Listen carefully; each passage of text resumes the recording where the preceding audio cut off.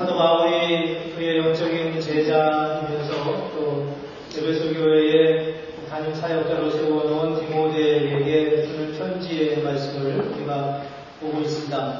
이 편지를 보면서 언뜻 느낌 중에 하나는 마치 바울과 그리고 그의 영적인 아들인 디모데가 한 자리에 한 사무실에 앉아서 함께 교회에 대한 논의를 하면서 회의하고 기도하는 그런 교역자의 회의 같은 그런 느낌을 갖습니다. 그런 모임을 우리가 옆에서 들여다보는 듯한 그런 느낌으로 오늘 본문의 말씀을 볼 수 있을 거라 여겨집니다. 오늘 8절에 보면은 오늘 본문의 말씀이 이렇게 시작하고 있습니다. 그러므로 각처에서 남자들이 분노와 다툼이 없이 거룩한 손을 들어 기도하기를 원한다라고 말하고 있습니다. 그리고 10절에도 보면은 마지막 중간에 오직 선행으로 하기를 원한다라는 말씀이 거기에 나와 있습니다. 원하다라고 하는 표현이 있어서 오늘 제목을 내가 원하노라 이렇게 정했는데, 여기서 원한다고 하는 것에 대한 주체는 하나님이 아니라 본격적으로 보면은 사도 바울입니다. 바울이 디모데에게 말하면서 내가 디모데 에베소에 있는 교회의 교우들 그리고 그 남자들이 분노와 다툼이 없이 거룩한 손을 들어 하나님 앞에 기도하기를 원한다라고 말하고 있습니다. 이런 질문을 보면서, 이런 말씀을 보면서 우리는 그런 생각을 합니다. 이런 질문을 하게 됩니다. 이 말의 의미는, 이 말이 바울의 개인적인 견해라는 것인가, 아니면 하나님의 뜻이라는 건가 라는 생각입니다. 여러분 어떻게 느껴지십니까? 본문을 보면서 좀 이상하다는 생각이 들지 않으시는지요? 하나님이 여러분들이 기도하기를 원한다 이렇게 말해야 할 것 같은데, 바울이 지금 디모데를 향해서 말하면서 내가 그들이 기도하기를 원한다라고 말하고 있습니다. 어쩌면 이런 말을 듣는 성도들의 입장에서 보면 이렇게 반론을 제기할 수 있을지도 모릅니다. 왜 우리가 바울이 원하는 대로 해야 돼? 라고 해요. 물론 기도하는 것 자체가 문제를 제기할 것은 아니지만, 왜 바울이 무슨 조건으로 우리에게 그렇게 말해, 이렇게 시비를 굳이 걸 수도 있을 거라고 여겨집니다. 여기서 바울의 마음이 무엇이겠습니까? 바울이 어떤 마음으로 그렇게 과감하게 내가 원한다, 내가 기도하기를 원한다, 여러분들이 정말 기도했으면 좋겠다, 이렇게 말할 수 있는 바울의 마음의 근거가 뭐라고 생각하십니까? 여기서 저는 바울의 마음속에 바울이 아주 자주 표현했던 표현이 있는데, 그게 뭐냐면 바로 아비라고 하는 표현입니다. 나는 영적인 아비다 라고 말합니다. 디모데전서 1장 2절에 보면 바울이 말하기를 그리스도 예수의 사도된 바울은 믿음 안에서 참 아들된 디모데에게 편지하노니 이렇게 말하고 있습니다. 그리스도 예수의 사도된 나 바울은 믿음 안에서 참 아들된 디모데, 내 아들, 영적인 아들이 너에게 내가 바란다 이렇게 말합니다. 디모데후서 1장 1절 2절에도 역시 같은 말씀을 하고 있습니다. 고린도전서 4장 14절 15절에도 바울이 말하기를 오직 너희를 내 사랑하는 자녀같이 원하려 하는 것이다 라고 말하면서, 그리스도 안에서 일만 세상에 있을 때 악인은 많지 아니하니 그리스도 예수 안에서 내가 복음으로써 너희를 낳았다라고 말하고 있습니다. 데살로니가전서 2장 11절에 보면은 너희도 아는 바와 같이 우리가 너희 각 사람에게 아버지가 자기 자녀에게 하듯 권면하고 위로하고 또 경계한다라고 말하고 있습니다. 바울이 지금 말하고 있는 바울의 마음은 아비의 마음으로 지금 디모데에게, 그리고 디모데가 섬기는 에베소 교회의 교우들에게 말하고 있다는 겁니다. 바울이 말하는 이 아비의 마음이 무엇입니까? 내가 아버지야, 내가 권한이 있어, 나는 이걸 말할 권한이 있어, 이런 자기 권리를 주장하는 게 아니라, 바울은 지금 다만 어떤 원리만을 지금 말하고 있는 게 아니라는 거예요. 주님께서 이렇게 말씀하셔서 이렇게 원리만 말하는 게 아니라, 그는 정말 아비의 마음으로, 자녀를 생각하는 마음으로 그렇게 말하고 있습니다.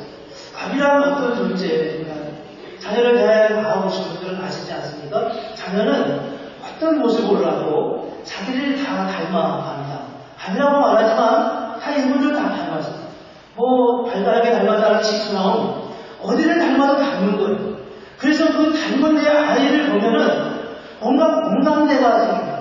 저희가 저렇게 이야기하고 저렇게 말하고 저렇게 행동하는 데는 내가 아버지만 이해할 수 있는, 어머니만 이해할 수 있는 그 어떤 공감대가 있습니다. 그래서 부모와 자녀가 함께 이야기할 때는 뭔가 한 장면을 닮아갔기 때문에 누구보다도 더 잘 이해한다고 하는 전제가 그 안에 깔려있고, 그렇기 때문에 내가 정말 너가 잘 되기를 원하는 마음으로 그냥 아비의 권한으로 충분히 그렇게 말할 수 있는 논리적 근거를 떠나서 어떤 원리를 떠나서 마땅히 그렇게 이야기할 수 있는 그런 마음이 아비의 마음입니다. 물론 그 안에 오늘 바울이 이야기하는 말씀 안에는 말씀을 근거로 해서 말하지만 바울은 담대하게 영적 아비된 자로서의 원인을 가지고 디모데에게 이 말씀을 전합니다. 상당히 오래전에 LA에 있는 코너스턴 교회라고 하는 데를 목회자들 한 15커플을 초청해가지고 초청을 받아서 가서 일주일 동안 머문 적이 있었습니다. 그때 이제 선교사님도 일부 오시고 목회자들도 오고 또 정말 약하고 어려운 교회에서 사역하시는 분들이 이렇게 와서 일주일 동안 이야기를 하면서 다들 공감되게 같이 느꼈던 고백이 뭐냐 하면 대부분 다 그런 고백을 했습니다. 나만 힘든 줄 알았는데 정말 나보다 더 힘든 사람이 있군요. 이런 고백이었습니다. 근데 마지막 수요일날 밤에 이제 교회 성도님들하고 같이 함께 예배를 드리면서 거기에 참여했던 모든 15커플의 목회자와 선교사님들이 함께 개인 간증을 다 하게 시켰습니다. 근데 그 중에 아프리카에서 오신, 아주 오지에서 오신 선교사님이 이제 본인 간증을 하시는데, 본인 간증을 시간이 많이 허용되진 않았으니까 잠깐 이렇게 말씀을 하다가 본인 이야기를 하다 보니까 본인의 마음이 울컥했습니다. 힘들고 어려웠던 자기의 선교사의 그런 삶의 장면들이 생각은 난 거예요. 그래서 마음에 굉장히 뜨거운 마음이, 어떤 면에서는 좀 마음이 안타까운 마음이 본인 마음 속에 있어서 자기도 모르게 이렇게 목소리가 높아지기 시작했어요. 그러면서 이렇게 말씀하시는 겁니다. 여러분들이 선교의 현장을 알아요. 이 미국 땅에서 이 잘 사는 이 나라에서 어떻게 선교의 현장을 여러분이 아시게 되고, 이러면서 막 성도들을 책망하고 이렇게 말씀하기 시작했어요. 모든 사람이 다 초조한 마음이 들었어요. 그래서 이걸 어떻게 수습을 해야 되나 이런 생각이 들었어요. 그래서 나중에 여러분 아시는 그 담임 목사님이 옛날에 가수였던 이종용 목사님이신데, 이분이 이게 나중에 나오시더니 이 선교사님 어깨를 툭 만지시고서 내가 알아. 당신 힘든 거 내가 알아. 이러면서 이렇게 두드리면서 말씀하시더라고요. 그러면서 물론 여기 있는 사람들이 여러 당신보다 더 힘들고 어렵게 더 편안한지 몰라도 여기 있는 사람들도 다 비즈니스 하면서 힘들고 어렵게 이 선진국에 사는 게 얼마나 힘든 일인지 아냐고, 그렇게 힘들게 살면서 지금 일주일 동안 여기 와가지고 선교사님들 돕고 섬기고 이렇게 있는데 그것도 이해를 해야 돼요. 이러면서 이렇게 함께 양쪽의 마음을 다 어루만져 주시는 거예요. 다 어루만져 주시는데 그 어루만지시는 모습을 통해서 도대체 저분의 마음속에 무엇이 있길래 저렇게 말할 수 있을까? 저분의 마음속에 어떤 포인트, 어떤 마음이 저분들한테 저런 언어를 사용하게 할 수 있을까? 저 49년 동안 숙제였습니다. 어떻게 하면 저런 언어를 쓸 수 있을까? 선교사님의 마음도 잘 보듬어 주시고 야단치지 않고, 그러면 되겠냐고 야단치지 않고 성령의 마음도 잘 어루만져 주시는 거예요. 오늘 말씀을 보면서 그분 생각이 다시 났습니다. 저게 바로 아비의 마음이구나. 저게 바로 아버지의 마음. 선교사님의 심정도 충분히 이해하고 자기가 섬기는 성도님들의 그 입장과 그 마음도 충분히 이해하고 난 다음에 정말 그리스도의 마음으로 선교사님을 권면하고 그리고 성도님들을 위로하는 그 모습 속에 담겨져 있는 아름다운 마음, 아름다운 리더십을 거기서 보았습니다. 오늘 우리는 바울이 디모데에게 말하면서 적어도 바울의 마음속에 3가지 이해가 담겨져 있습니다. 첫째는 디모데와 에베소 교회의 형편에 대한 이해가 바울에게 있었습니다. 그리고 두 번째는 성경에 계시된 변할 수 없는 하나님의 진리에 대한 이해가 있었습니다. 그리고 세 번째는 그것이 그냥 그 진리라고 하는 것이 언어로다가 그냥 선포되고 증명된다고 선포되는 게 아니라 그 안에 아비의 마음을 담아서 아버지의 심정으로 정말 그 영혼을 사랑하는 마음으로 그렇게 전했었을 때 그 디모데와 그리고 에베소 교회가 건강하게 세워질 수 있게 하시는 그런 아름다운 마음을 보았습니다. 오늘 이 말씀을 보면서 우리가 영적인 아비가 되면 좋겠습니다. 다 우리는 리더들이지 않습니까? 누구에게인가는 말씀의 권면을 해야 되고 위로하고 격려해야 할 그런 사람들로 우리는 세워져 있습니다. 영적인 아버지의 마음, 단지 논리적인 것만이 아니라 단지 어떤 원리적인 것만 말하는 게 아니라 그리스도의 심장으로 그리스도의 마음으로 사람을 돌보고 그리고 태영하고 함께 할 수 있는 그런 마음이 우리에게 필요하다고 여겨집니다. 오늘 본문은 그런 마음으로 바울이 디모데에게 권면하는 말씀을 보여주고 있습니다. 첫 번째 권면은 남자들의 기도에 대해서 말합니다. 8절에 보면 이렇게 말씀하고 있습니다. 그러므로 각처에서 남자들이 분노와 다툼이 없이 거룩한 손을 들어 기도하기를 원한다 라고 말하고 있습니다. 앞서 우리가 지난주에 보았듯이 1절부터 7절까지 기도에 대해서 말씀했는데 오늘 8절 서부와 뒤에 다시 기도에 대해서 한 번 더 언급하면서 여기서 꼭 남자를 콕 집어서 이야기하고 있습니다. 여러분 여기서 왜 남자를 말한다고 생각하십니까? 왜 여기서 꼭 바울이 기도에 대해서 1절부터 10절까지 잘 말한 다음에 왜 남자를 콕 집어서 이야기해야 합니까? 그 이유는 단순하죠. 남자들이 보통 기도를 잘 안 하기 때문입니다. 보통 남자들이 기도를 잘 안 해요. 대개 보면은 뭐 이유는 다 있으니까 바쁘기 때문에 그렇고 밖에서 일하려고 힘들기 때문에 그렇고. 그런데 바울은 우리는 그렇게 생각하죠. 남자들이 기도 안 하는 건 당연한 거야. 새벽기도에 남자들이 잘 못 오는 것은 그냥 이해할 만해 이렇게 생각을 합니다. 수요예배에 남자들이 별로 안 오는 것도 이해할 수 있다고 생각합니다. 근데 바울은 그렇게 말하지 않고 남자들이 거룩한 손을 들어 기도하기를 원한다라고 말하고 있습니다. 남자들이 기도 적게 하는 것은 당연한 것으로 말하지 않습니다. 되게 교회의 중요한 리더십을 대개 다 남자들이 가지고 있음에도 불구하고 기도하는 일에는 게으름을 거죠. 그 이유를 오늘 본문에서 바울이 이렇게 표현하고 있습니다. 분노와 다툼이 없이 기도하기를 원한다. 분노와 다툼이 없이. 남자들은 분노와 다투기를 좋아한다. 그럼 분노는 어떨 때 하는 것입니까? 분노는 되게 의로운 마음이 있을 때 분노하는 거예요. 도대체 이 나라가 어떻게 되는 거야? 이럴 때 우리는 분노하는 거예요. 도대체 나라의 대통령이 지금 뭘 하는 거야? 이러면서 우리는 대통령을 향해서 분노를 품고 있습니다. 이 분노의 마음 안에는 의문이 있는 거예요. 의롭다고 하는, 내가 생각하는 것이 옳고 이게 바른데 왜 안 하냐 이런 얘기죠. 그리고 분노의 마음 다음 단계에 오는 것은 다툼입니다. 무엇이 옳고 그른지에 대한 시비를 거는 게 그 안에 담겨져 있습니다. 이렇게 남자들의 분노와 시기 이면에는 무엇이 있냐면 자기 의가 그 안에 담겨져 있습니다. 이거는 여자분들이 일반적으로 가지고 있는 겁니다. 개인이 아니라 일반적으로 가지고 있는 유형과는 다릅니다.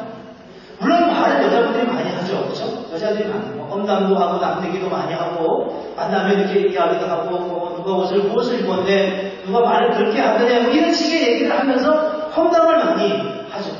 근데 여자들은 그렇게 험담을 하고 난 다음에는 그 험담이 잘못된 것을 알아서 주님 앞에 나와서 무릎을 꿇고 기도하죠. 하나님 제가 잘못했습니다. 이렇게 기도하죠. 근데 남자들의 말은 대개가 다 의문이라는 오늘 본문의 말씀대로 분노와 다툼이에요. 자기 안에 의로운 자기의 분노가 있습니다. 그래서 이런 우리의 마음들은 남자들의 마음이 보통 기도하는 무릎으로 갈 수 있게 하지 못하는 경향이 있다고 하는 것을 바울이 지금 말하고 있습니다. 오늘날이나 그 시대나 남자들은 기도를 연약한 여자들의 전율인 것처럼 그렇게 여기는 경향들이 있는 것 같다는 겁니다.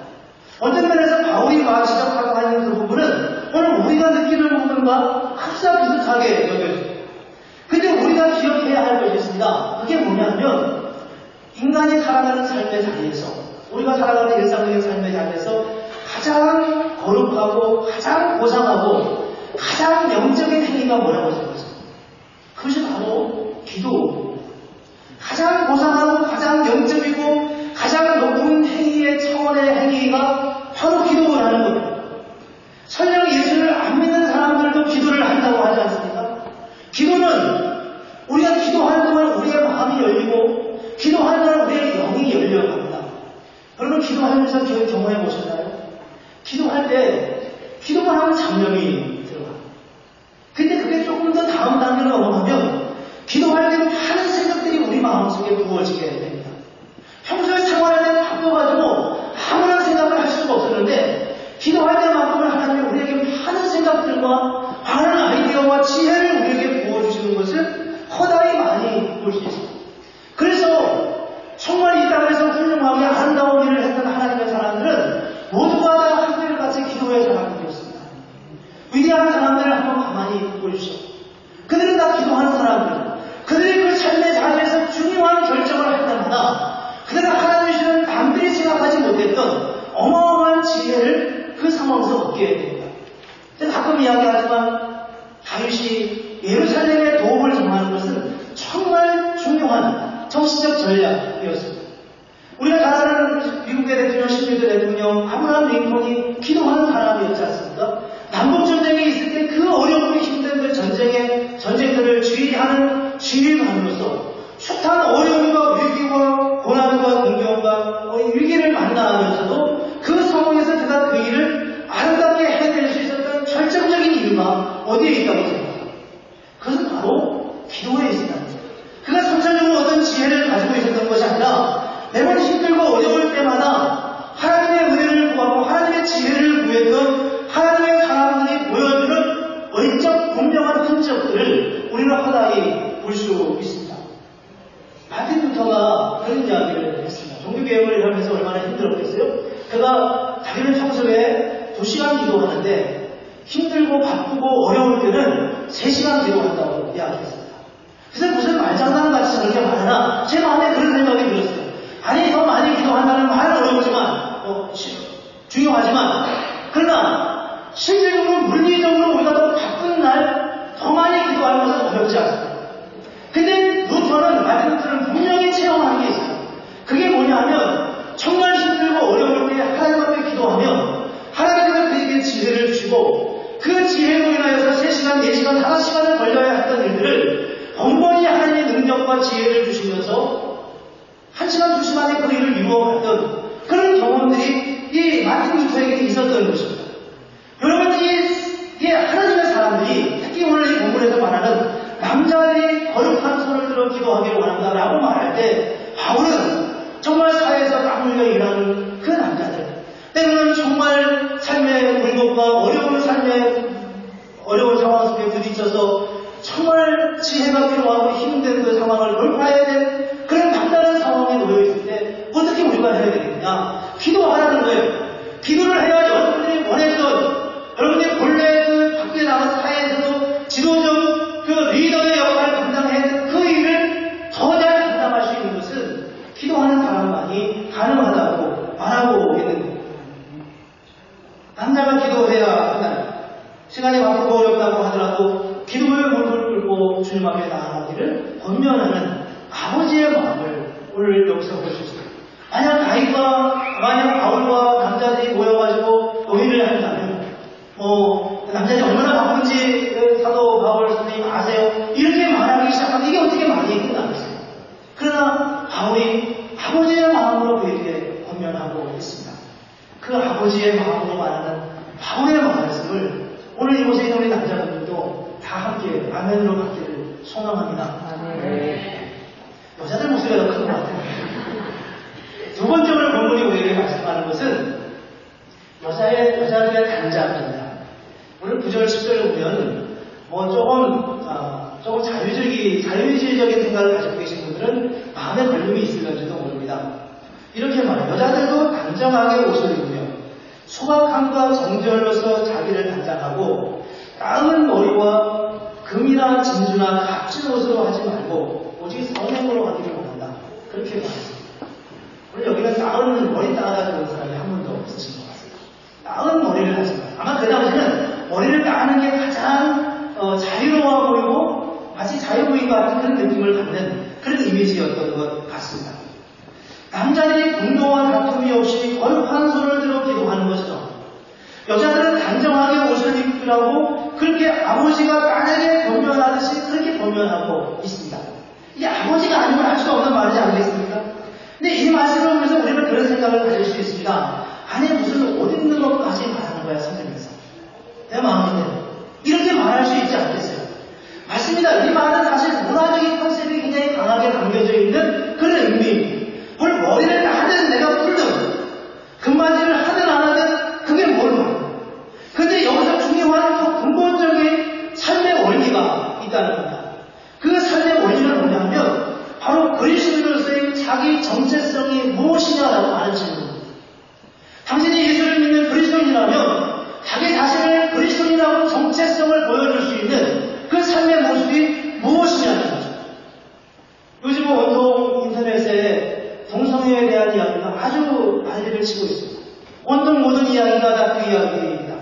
이 아기를 잘못할까 두려우기도 하고 오해할까 이런 이야기 교회에서 너무 공공연하게 나오는 것 자체가 부담이 되는 그런 측면도 우리에게 있습니다. 근데 그 부분 중에 한 단면만 이야기한다면 저는 그 모습을 보면서 마치 그 사람들이 교회를 향하여서 시위하는 것 같은 느낌을 받습니다. 저들이 교회를 향하여서 시위하는 것입니다. 무슨 시위를 하는 걸까요? 당신들이 우리 보고 죄라고 말하는데 그러면 당신들은 지금 죄 안 지은 사람이냐 이렇게 시위한다. 그럼 우리의 모습을 돌아보면 레위기 20장에 보면은 많은 제목들이 나와 있습니다. 그 제목들이 나와 있는 그 죄들 중에서 여러 죄들을 말하고 있습니다. 부모를 거역하는 것도 죄고 이런저런 성적인 범죄도 다 범죄라고 말하고 있습니다. 그리고 그 모든 사람들을 동성애를 포함해서 다 돌로 쳐 죽이라고 말하고 있습니다. 근데 오늘날 교회가 그렇게 하고 있냐는 거예요. 아니 돌로 죽이라는 말이 아니라 정말 우리가 그런 죄에 대해서도 동일하게 그렇게 안타까워하면서 그렇게 애통해하면서 하나님 앞에 죄를 고백하면서 회개하는 그런 기도의 모습을 우리가 갖고 있냐는 거예요. 우리가 범하는 이런저런하게 다 숨겨놓고 죄를 범하는 그냥 우리들이 서로 반영하고 그 정도는 됐어라고 말하고 지나가고 그러는 그런 많은 죄를 다 덮어놓은 채 왜 그것만 죄라고 말하자고 저들이 우리에게 말하고 있는 것 같다. 저들이 그렇게 말하고 있지는 않지만 우리가 그런 모습을 보면서 우리는 이 문제를 물론 이건 여러 가지 측면의 문제가 있습니다. 여러 가지 방법에서 우리는 이야기를 해야 돼요. 그러나 그 중에 하나는 그 답은 바로 교회 안에서 찾아야 합니다. 우리 안에서 찾아야 돼요. 정말 우리가 우리의 죄, 하나님 앞에서 우리의 삶이 거룩하고 온전하게 드려지도록 그리고 저들이 보기에도 세상에 있는 사람들이 우리를 보기에도 정말 저 사람들은 다르구나. 우리하고 다른 정체성을 가지고 살아가는 우리가 보는 꿈과 다른 꿈을 꾸고 저 사람 살아가는구나. 그것이 저들의 눈에 보여질 때 저들은 비로소 저들이 외치는 그 외침을 중단하게 될 것이라는 거예요. 오늘 본문의 말씀은 사실 그런 맥락에서 우리에게 말씀하고 있습니다. 에베소라고 하는 도시는 아델이라고 하는 여신을 섬기는 큰 성전이 있었습니다. 고린도라고 하는 도시에는 아프로디테라고 하는 비너스 여신을 섬기는 큰 신전이 있었습니다. 그 신전에는 많은 여인들이 아주 화려하고 그리고 보기 민망한 그런 옷을 걸쳐 입고 많은 남자들을 유혹하면서 그 안에서 성적 행위를 하면서 그것이 마치 자기 신을 위로하고 달래주는 것 같은 그런 행위를 했던 그런 사람들이었어요. 그래서 밖에 돌아다니면서 좀 야하게 보이는 사람들은 다 그쪽에 있는 그 부류에서 일하는 사람들로 그렇게 인식하던 시기였습니다. 그런데 예수를 믿는 사람들이 예수 안에서 자유를 얻었습니다. 갈라디아 3장 28절에 보면 그런 말씀이 있잖아요. 너희는 유대인이나 헬라인이나 자유자나 동이나 그리고 남자나 여자나 다 그리스도 예수 안에서 하나이다. 그렇게 말하면서 유대인과 이방인이 함께 한 자리에서 예배를 드렸고요. 종과 자유인 주인이 한 자리에서 예배를 드렸고 그리고 남자와 여자가 함께 예배를 드렸습니다. 이거는 예수를 믿는 사람들이 누리는 정말 아름다운 자유와 기쁨이었습니다. 근데 어느 순간 이것이 한 단계를 넘어가는 거예요. 자유인 자유지만 그 가운데 자유를 남용하는 사람들이 있습니다. 자유인 자유지만 그 안에 자기 안에 있는 육체적 욕망을 표시하는 사람들도 있습니다. 여러 모양으로 그런 것들이 그들의 믿음의 원리와 그리고 그렇지 않은 자신의 육체적 욕망이 섞여가지고 자기를 변호하는 자기 육체적 욕망을 채우는 그런 일들이 그 가운데 있었다. 바울이 그래서 에베소 교회를 향하여서 지금 디모데에게 이렇게 말하고 있는 겁니다. 이와 같이 여자들도 단정하게 옷을 누려 소박함과 정결로서 자기를 단정하고 땅은 머리와 금이나 진주나 값진 옷으로 하지 말고 오직 선행으로 하기를 원하노라. 우리의 내적인 모습이 우리의 삶의 모습이 내 안에 내면에서 내가 정말 무엇을 원하는 사람인지를 보여줄 수 있는 자기 정체성을 먼저 드러낼 수 있는 삶의 모습이냐고 그렇게 질문하고 있다는 겁니다. 고린도서 11장에 보면은 여자가 기도할 때 머리에 옷을 쓰라고 말하고 있어요. 지금도 아랍 세계에 가면은 여자들이 히잡을 쓰고 다니지 않습니다. 형제들아 너희가 자유를 위하여 부르심을 입었으나 그 자유로 육체의 기회를 삼지 말고 오직 사랑으로 서로 종로를 바라라고 말합니다.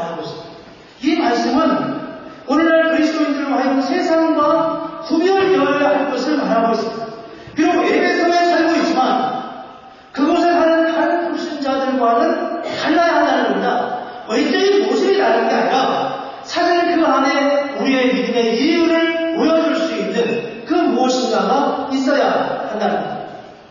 우리의 믿음의 내용이 무엇인가가 중요합니다. 오늘 그리스도인으로서 우리가 무슨 율리 시간도 아닌데 이런 말씀에 귀를 기울여야 하는 이유가 무엇입니까? 그리스도인의 가장 큰 특징은 우리가 하나님으로 인하여 만족해 하는 것입니다. 하나님의 그 은혜로 인하여서 만족해 하는 것. 예수를 믿는 사람에게 옷이 중요한 것도 아니고 어떤 모습을 하느냐가 중요한 게 아니라 그 치장과 그 단장이 그의 마음 내면에 있는 믿음을 진실로 보여줄 수 있느냐라고 하는 분의 질문을 지금 우리에게 던져주고 있습니다. 오늘 우리의 삶은 정말 하나님을 향하여 우리의 믿음을 보여주고 있습니다. 저는 사실 주일날 교회에 오시면서 잘 단장하고 왔습니다. 좋겠다는 생각이 듭니다. 남자들은 가능하면 양복을 입을 수 있었으면 좋겠다고 생각합니다. 불편하겠죠? 그러나 그것이 꼭 다는 않습니다. 그 절대적인 이유로 말씀드리는 건 아니에요. 그러나 적어도 우리가 정말 하나님 앞에 간다고 생각하고서 무엇을 입을까를 생각해보면 그것이 우리의 마음을 드러내는 거예요. 혹시 우리는 의도치 않지만 그런 생각을 하고 있는 건 아니지만 우리의 복장이 부정적인 의미에서 하나님에 대한 우리의 생각을 드러내고 있다고 생각하지는 않습니다. 어쩌면 우리는 많은 부분에서 사실 하나님께 그렇게 말하고 있지 않지만 우리의 행동 歴시와 우리의 언어와 교회에서 우리가 내뱉는 그런 말들과 우리의 옷 하나하나 몸에서의 내모습 하나하나가 하나님을 향하는 우리의 마음을 대변하고 있을지도 모른다는 겁니다. 그리고 그 마음이 그것이 새로운 어떤 다른 사람들이 왔을 때 교회는 바로 저런 것이구나 라고 느끼게 해주는 그런 측면일 수 있다는 겁니다. 우리 안에 무엇이 있습니까? 우리 안에 어떤 믿음이 있습니까? 그리고 그 믿음이 우리 안에서 우리의 표현을 통해서 어떻게 드러나고 있습니까? 이 질문을 지금 사실 하기 어려운 말이지만 오늘 바울이 아비의 마음으로 이 문면을 디모데를 통해서 하고 있습니다. 세 번째 오늘 본문에서 주시는 우리의 말씀은 권위와 질서에 대한 말씀입니다. 15절부터 11절부터 15절까지 보면 이런 말씀들이 있습니다. 여자는 일체에 순종함으로 조용히 두라. 여자가 가르치는 것과 남자를 주관하는 것을 허락하지 아니하노니 오직 조용할지어다. 오늘부터 조용하셔야 되겠습니다. 이게 어려운 일이 되어버렸어요. 이건 설교하기 참 어려운 일이 되어버렸어요.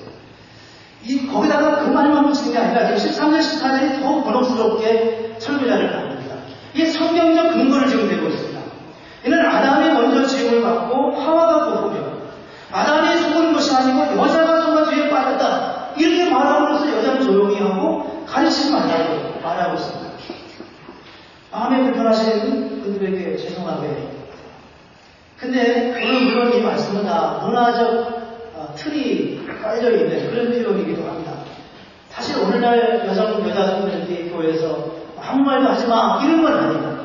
또 가르치지 말라는 것도 아닙니다. 성경에 보면은 성경 속에 나오는 여자들이 성경을 가르쳤던 사건들이 여러 번 나와요. 대표적으로 사도행전 18장에 보면은 아굴라와 브리스길라 부부가 아굴로라고 하는 성경학자를 가르치는 장면이 나오는데 여기서 아굴로보다 그 부인 브리스길라가 더 주도적인 역할을 담당하고 있습니다.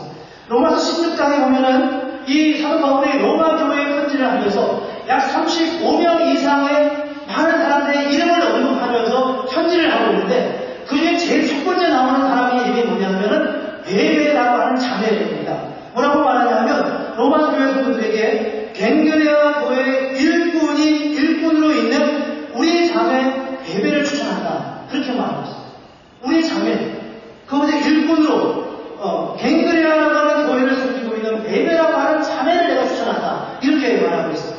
이것을 2장 2절에 보면은 늙은 여자, 연세 드신 여자분들로 하여금은 선한 것을 가르치는 자가 되고 젊고 어린 사람들을 가르치고 권면하는 그런 일을 맡기도록 하고 있습니다. 그래서 오늘 본문에 있는 대로 조용히 하는 것과 가르침에 대한 것은 지극히 그 상황적인 상황에서 사도 바울이 말하고 있다고 하는 것을 보여주고 있습니다. 그런데 문제는 그 상황적인 권면이 사실은 변할 수 없는 중요한 성경적 원칙에 근거하고 있다는 겁니다. 그래서 오늘 우리는 그것을 보아야 되는데 그게 뭐냐면 바로 여자의 순종과 남자의 권위에 얘기입니다. 여자는 일체 순종함으로 적용이 되라. 그리고 여자가 가르친 것과 남자를 주관하는 것을 허락하지 않는다라고 말씀하고 있습니다. 그러면서 그 근거를 앞서 말씀드린 대로 13절과 14절에 하나님이 아담이 먼저 창조를 했고 죄를 질 때는 하와가 먼저 죄를 졌다 이렇게 말함으로써 이 근거를 대고 있습니다. 이 말씀을 이해하기 위해서 우리는 먼저 그것을 생각해야 합니다. 본문을 잘 이해해야 될 부분은 여기서 바울이 이야기하는 것은 권위와 질서에 대한 부분이지 가치와 능력에 대한 부분이 아니라는 것입니다. 즉 다시 말해서 남자의 권위를 존중하게 여기려고 하는 것은 남자가 여자보다 더 가치 있거나 남자가 여자보다 무엇을 더 잘하기 때문이 아니라 하나님께서 남자에게 권위를 주셨고 그 권위가 바로 하나님의 사회 속에 질서를 만들어 가기 때문이라고 말하는 것입니다. 예를 들면 이런 거예요. 사람들이 남자들이 다 군대 가면은 먼저 간 사람의 상관이 고참이 되잖아요. 하루만 늦게 와서 쫄병이 되어버립니다. 고참이 쫄병에게 상관이 보아에게 명령을 할 수 있습니다. 그 명령을 그 보아는 따라야 합니다. 상관은 권위를 가지고 있고 명령할 수 있는 권위가 있고 보아는 거기에 따라야 할 순종해야 할 의무가 있습니다. 부모와 자녀가 있습니다. 부모와 자녀, 부모는 자녀를 양육하고 권면하고 시킬 명령할 권리가 있습니다. 그렇다고 해서 부모가 자녀보다 어떤 것을 더 잘하거나 어떤 것에 더 가치가 있는 존재는 아닙니다. 근데 상관이 부하에게 명령할 수 있지만 권위는 있지만 그렇다고 해서 상관이 항상 무슨 일이든 더 잘할 수 있는 것은 아닙니다. 그 사람이 더 존중의 여기를 받는 것도 아닙니다. 모든 사람은 동일하게 존중을 받아야 되지만 그러나 질서가 그 안에 있다는 겁니다. 기업에 가면은 고용인과 고용주가 있습니다. 고용주는 고용인에게 명령을 합니다. 고용인은 고용주의 말을 따라야 합니다. 그렇다고 해서 고용주가 피고용인보다 무엇을 더 잘하는 것은 아닙니다. 정부와 국민이 있습니다. 정부에서 일하는 사람들이 더 모든 것을 잘하거나 법을 잘 지키는 것은 아닙니다. 그러나 국민은 그 법을 그 정부의 요인들을 주는 법을 따라야 합니다.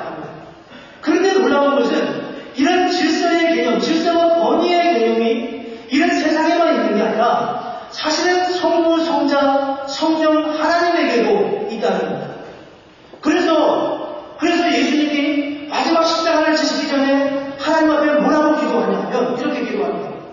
내 아버지여 만일 한만하시거든 이 잔을 내게서 옮기시옵소서.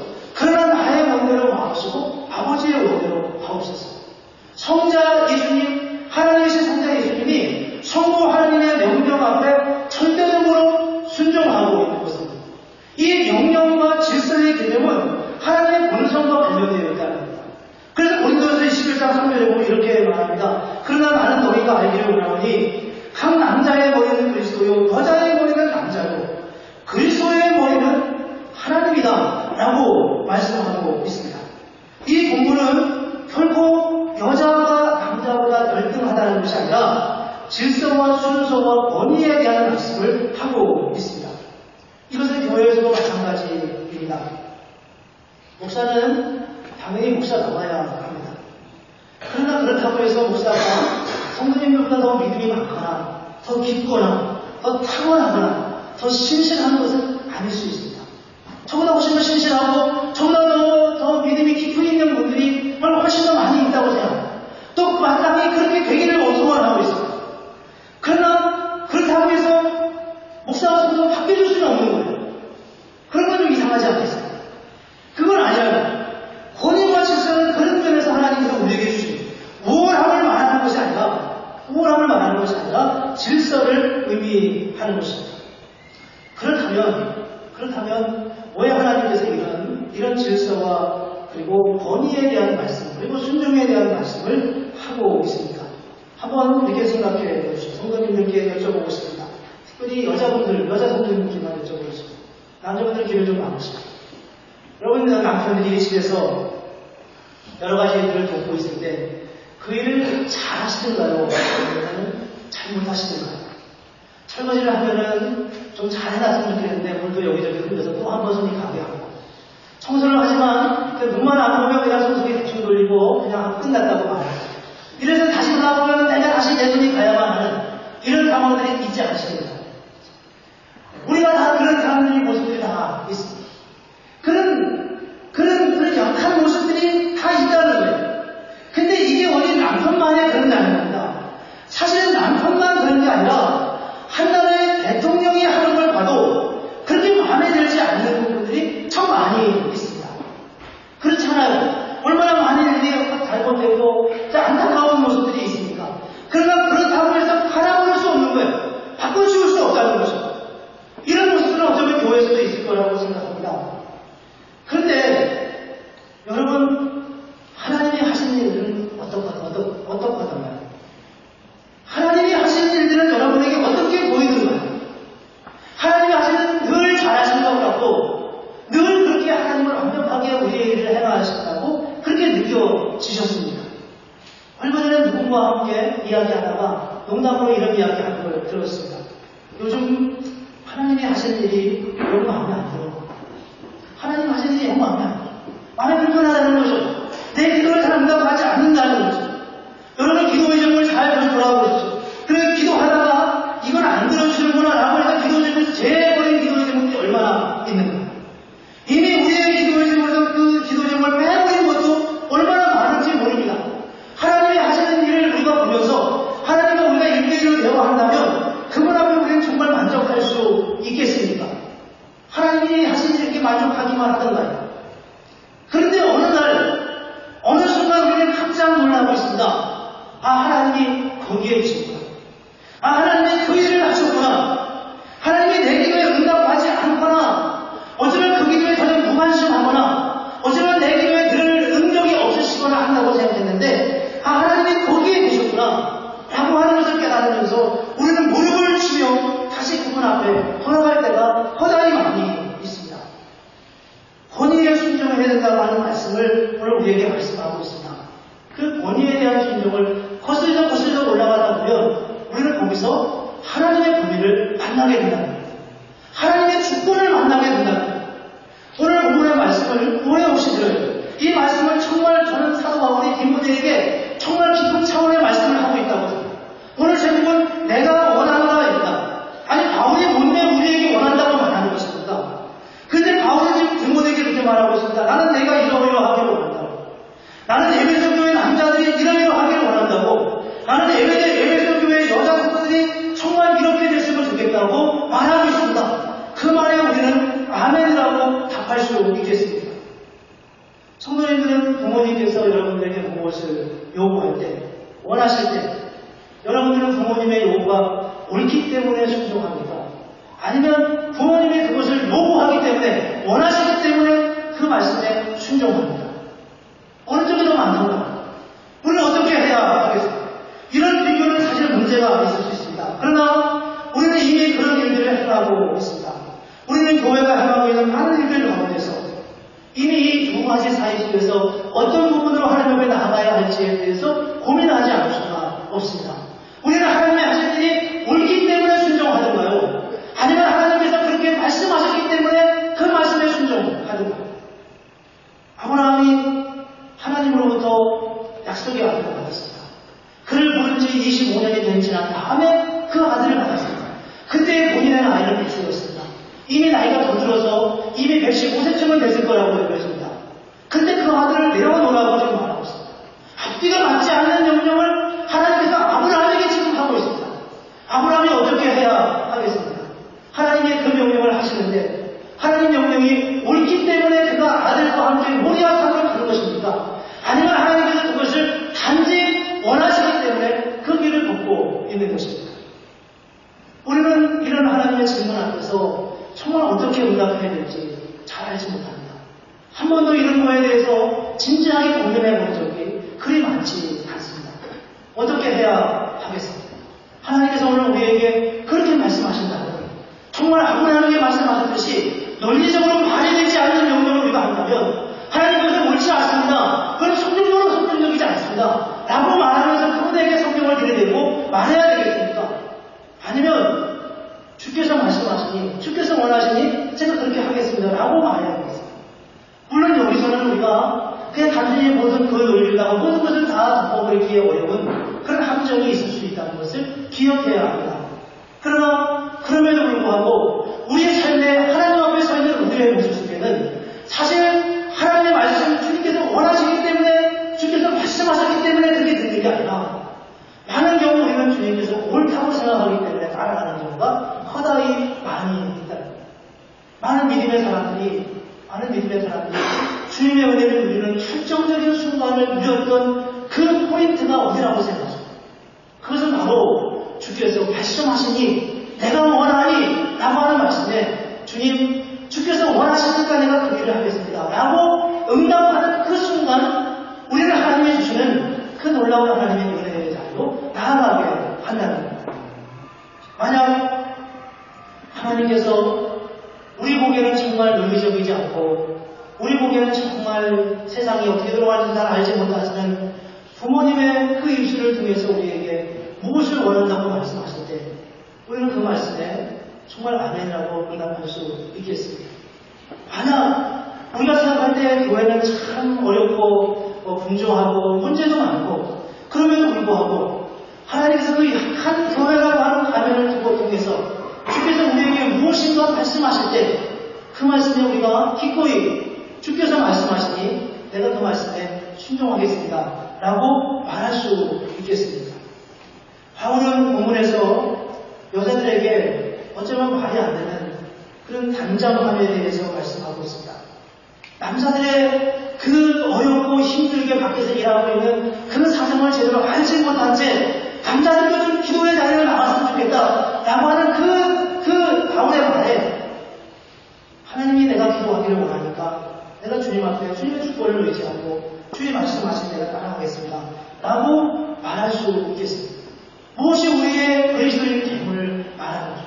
어떻게 우리가 하나님의 은혜가 우리 가운데 임하기를 우리가 소망할 수 있겠습니까? 어떻게 우리가 하나님 주시는 그 놀라운 은혜와 그 놀라운 능력의 역사를 맛보며 하나님의 은혜의 자리로 갈 수 있겠습니까? 오늘 이 말씀을 우리가 더 깊이 생각하면서 권위로 우리에게 찾아오시고 주님의 음성을 듣고 내가 원하노니 주여 주께서 원하시니 내가 주의 말씀에 순종하겠다. 그렇게 순종하며 나아가는 그런 하나님의 은혜가 우리 모두에게 있기를 주의 이름으로 축복합니다. 기도하겠습니다.